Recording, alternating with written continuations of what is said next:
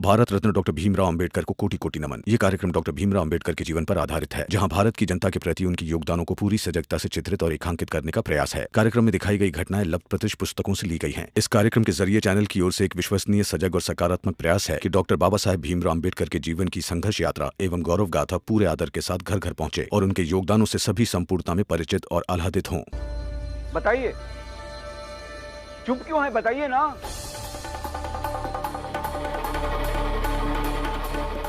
Milord, हम मान लेते हैं इस मजदूर की बात कि जोकू ने इसका सर फोड़ा, मगर सवाल ये उठता है कि ये बताएं कि वहां क्यों गए थे।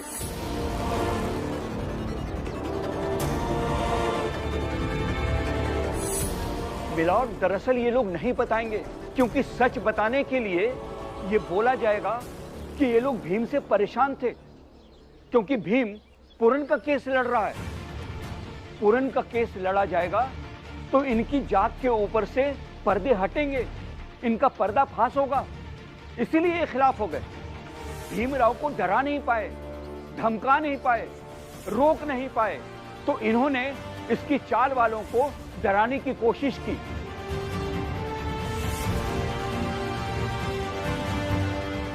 तो इन्हीं में से इनकी जात के एक आदमी का सर फोड़ दिया और फिर इन सब ने मिलकर डराया इसे कि वो गवाही में वो न कहे जो ये कह रहा है, वरना इसके माँ बाप और बीवी को मार डालेंगे।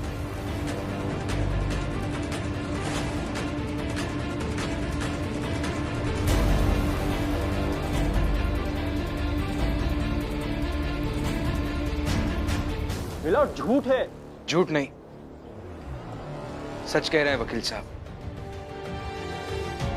जज साहब, मेरे पास सबूत हैं और अगर आप सब चाहें तो मैं सबूत यहां पेश कर सकता हूं। फिर जिसने इन्हें मारा है वो सामने आ जाएगा, पता चलेगा वो कौन है। फिर कुछ सुनने कहने की जरूरत ही नहीं पड़ेगी। हाँ, मारा है तो क्या कर लगे?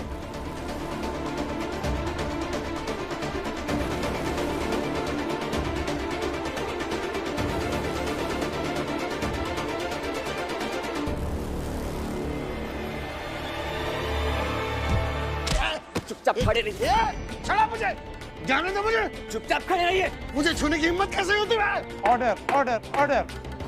गिरफ्तार कर लो उसे।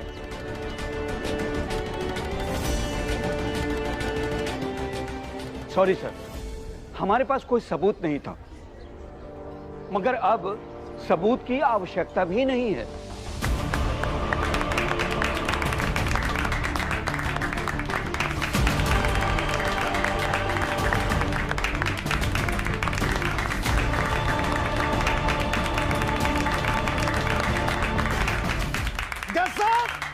मारूंगा और मारूंगा लाठी से।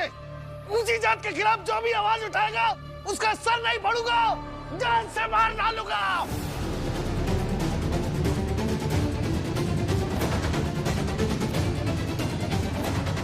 मिलॉर्ड, यही समस्या है कि भीमराव जैसों को फंसाना आसान है इस समाज में, क्योंकि ये समाज मान बैठा है कि ऊंची जात के लोग जो करते हैं वही सच है और यही सही है। मैं सराहना करना चाहता हूं भीमराव की, जिसने बहुत हिम्मत दिखाई है। अब और सही लग रहा है पूरन के केस को खोलकर इंसाफ पाने की कसरत करना। बधाई हो भीमराव।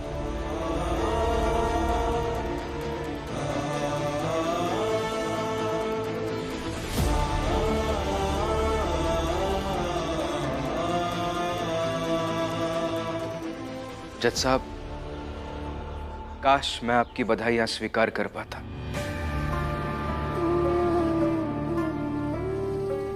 काश ये केस हमारा आखिरी केस होता।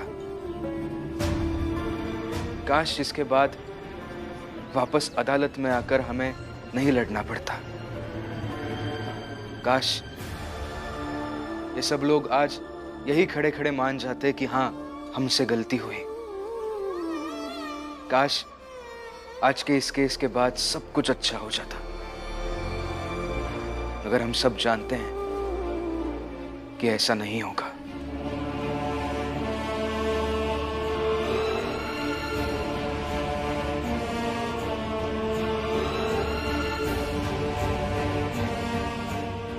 इसीलिए जज साहब, अगर आपको कुछ देना ही है तो बधाई नहीं, बस एक आश्वासन दे दीजिए कि आगे से कभी भी हमारी जात का कोई भी व्यक्ति न्याय की गुहार लिए इस अदालत के बाहर आकर खड़ा हो जाए तो केस लड़ने के लिए उसे बस एक वकील जरूर मिल सके।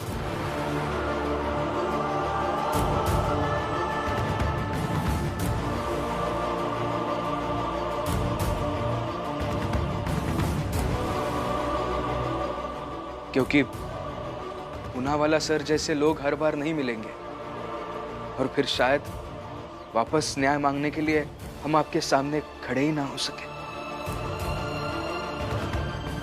एक और बात है सर, जोखू काका के केस का फैसला आप सुनाएंगे, शायद जोखू काका छूट भी जाएंगे,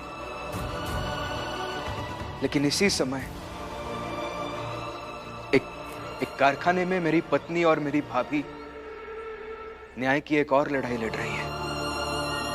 धरने पर बैठी हैं वो दोनों, क्योंकि कारखाने के मैनेजर ने उनसे कहा कि अगर नौकरी पर रहना है तो भीमराव के खिलाफ जाना होगा, और वो ऐसा इसीलिए कर रहे हैं, ऐसा दबाव इसीलिए डाल रहे हैं ताकि मैं न्याय के लिए लड़ाई ना लड़ूं।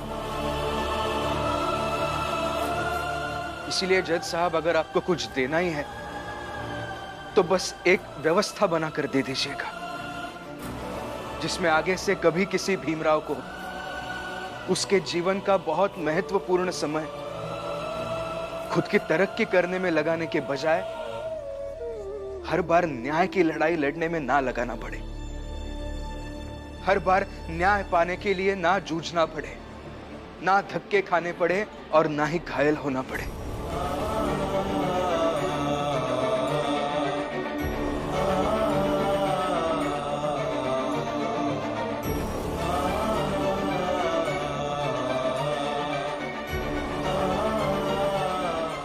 प्लीज।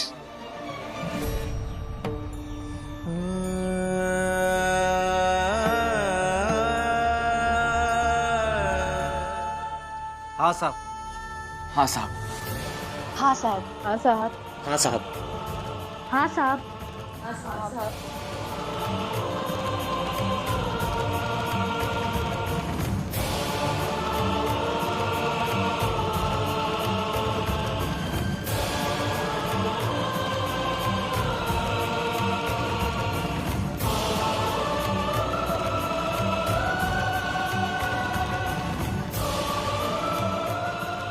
साहब, भीम भैया पढ़ने में बहुत तेज है, लेकिन इनके जीवन का ज्यादा समय इन ऊंची जात के लोगों से लड़ने में चला जाता है।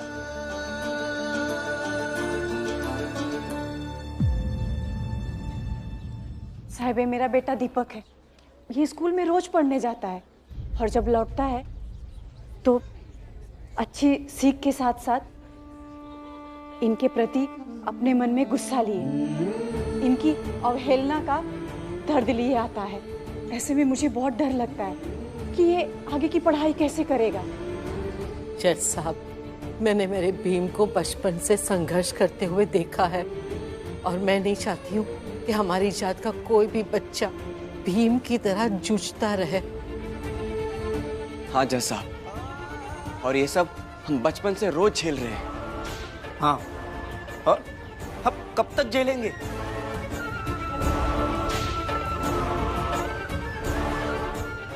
बस ये झेलना बंद करवा दीजिए सर। मिलॉर्ड, ये अदालत है, ये लोग तो भिखारी बनकर भीख मांगने लगे। माइंड योर लैंग्वेज, आप जज के साथ बात कर रहे हैं।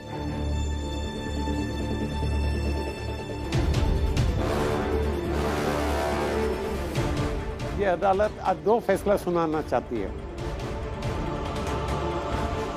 पहला ये कि आज जोखू को रिहा किया जाता है।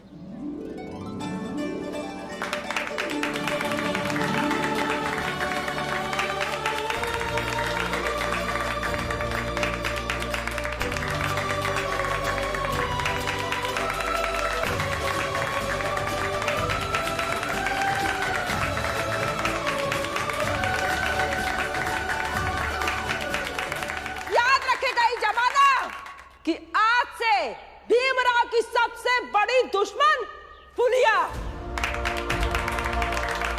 हमको माफ कर दो भीम। और इस मामले में जो भी गुनहगार है, पुलिस छानबीन करके सब गुनहगारों को पकड़े।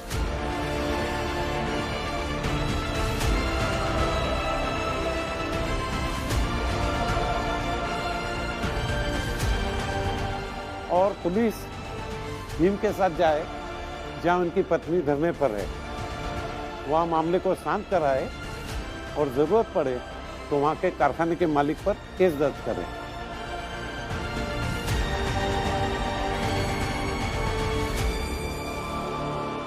और दूसरे फैसले के लिए बस मैं इतना ही कहूंगा कि मैं एक जज के रूप में बेबस हूं तुम सबकी समस्याओं का समाधान देने के लिए, मगर मैं अपने स्तर पर न्याय व्यवस्था में कुछ जोड़ने सुधारने की कोशिश करूंगा, जिससे तुम सबकी जिंदगी थोड़ी और अच्छी तरह चल सके।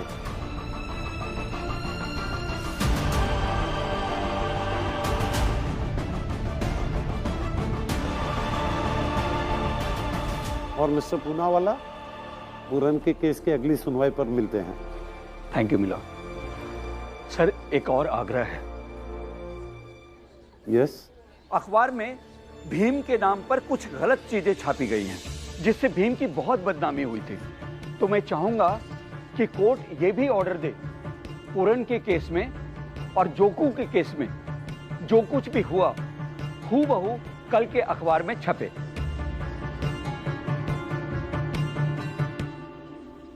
ये अदालत आदेश देती है कि कल के अखबार में ये सब छपा होना चाहिए। साहेब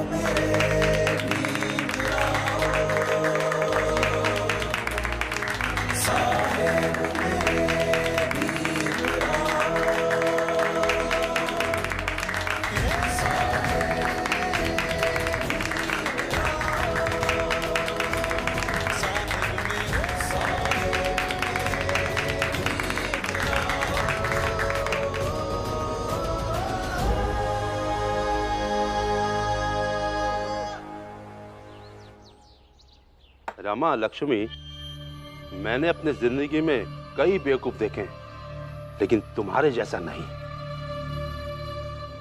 कौन है यहाँ का मैनेजर?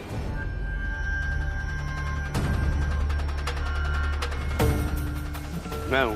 क्यों, क्या हुआ? तो इन्होंने ये सारा नाटक किया है? नाटक मैंने नहीं, इन दोनों ने किया है, चाहे पूछ लीजिए सबसे। बता सबको सब कुछ। हाँ साहब, इन लोगों को नौकरी पे नहीं रखना है तो नहीं रखेंगे ना। अब ये नाटक करेंगी, बहस करेंगी, ये तो गलत है ना। अच्छा, तो तुम सबको लगता है कि तुम्हारा मैनेजर सही है? हाँ साहब, 100% सही है। ठीक है, फिर चलो थाने। मैनेजर और मैनेजर को सही कहने वाले सब लोग। अब तो सीधे मालिक से ही बात होगी।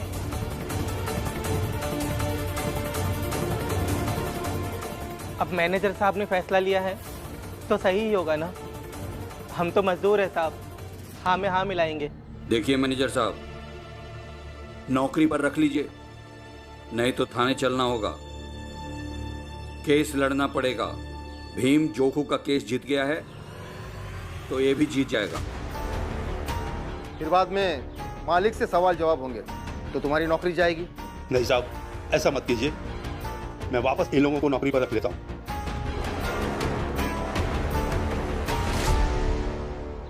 मेरी बीवी है, बच्चे हैं, मेरा परिवार है। मुझे नौकरी से निकाल दोगे तो मेरा क्या होगा? मैनेजर साहब, नौकरी जाने की बात करते ही आप डर गए ना। ऐसे ही डर दूसरों को भी लगता है। जैसे आपका परिवार है, आपके बीवी बच्चे हैं ना, वैसे सबका परिवार होता है।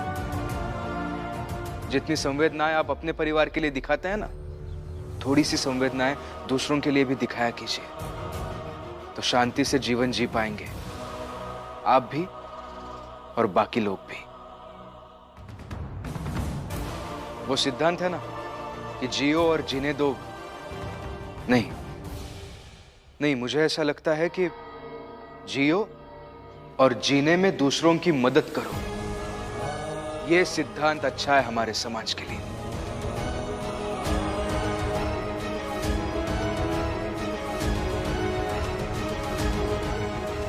नौकरी तो दिलवा दी तुमने, मगर इसका बदला जरूर लूंगा। जीऊंगा और तुम्हें नहीं जीने दूंगा का सिद्धांत है मेरा। फुलिया, चोखू वापस आ गया ना? अब तो भोज बनता है ना? हाँ हाँ, काहे नहीं। आज शाम को हम सब जने के लिए खुद खाना बनाएंगे।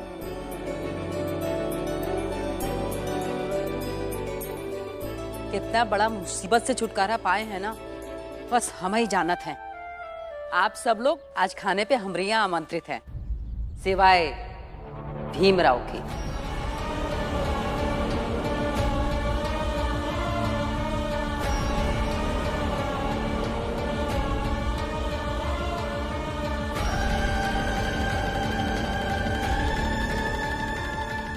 ये कैसी बातें कर रही हैं फुलिया ताई आप? अगर चोखू भाऊ इस चाल में वापस आए हैं तो वो भीम की वजह से, उसके मेहनत की वजह से।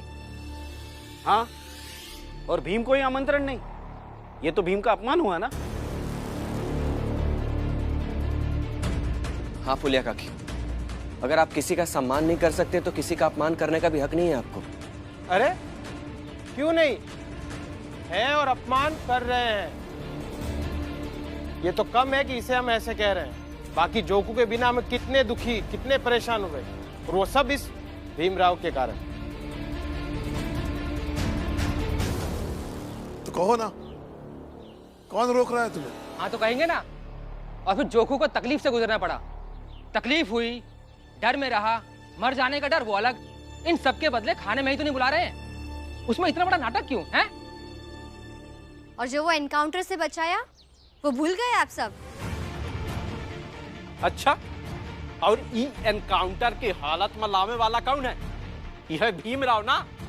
और ई बात हम भूल नहीं सकत है।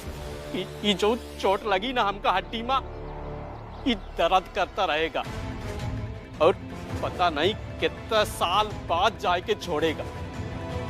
और ये सबका जिम्मेदार है ई भीमराव।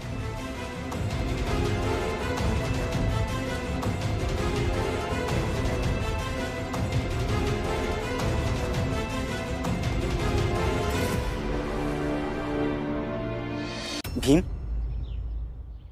तुम हमारे लिए कुछ मत करो, क्योंकि अगर तुम अपनी जान भी दे दोगे ना, फिर भी इन लोगों को खुशी नहीं मिलेगी। नंदू काका, आप परेशान या दुखी मत होइए, बल्कि आज तो हम सबको खुश होना चाहिए ना। हमारे जोखू काका चाल वापस आ गए हैं।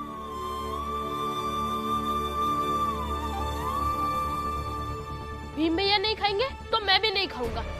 अरे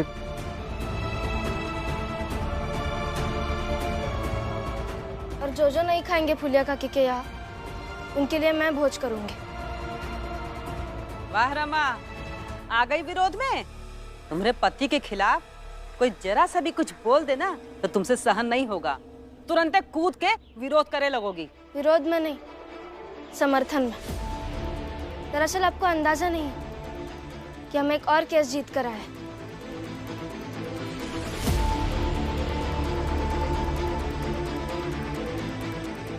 करुणा दीदी और लक्ष्मी दीदी को उनकी नौकरी वापस मिल गई, तो इसी खुशी में मैं भोज रखूंगी।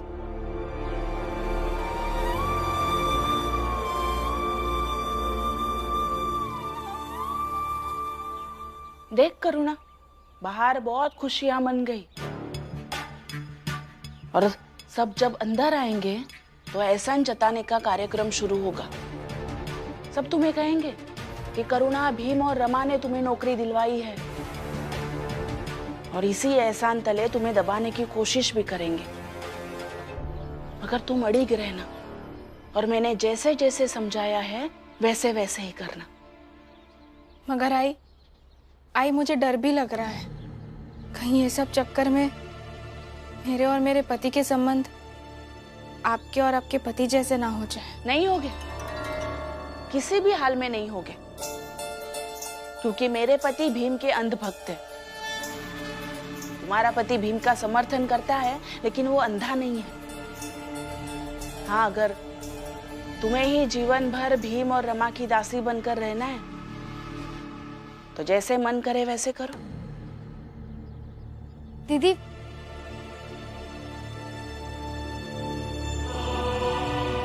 दीदी बधाई हो, आपको आपकी नौकरी वापस मिल गई।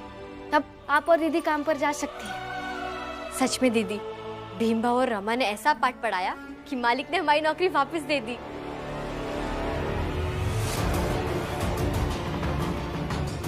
देख करुणा, सब जब अंदर आएंगे तो एहसान जताने का कार्यक्रम शुरू होगा। सब तुम्हें कहेंगे कि करुणा, भीम और रमा ने तुम्हें नौकरी दिलवाई है, और इसी एहसान तले तुम्हें दबाने की कोशिश भी करेंगे।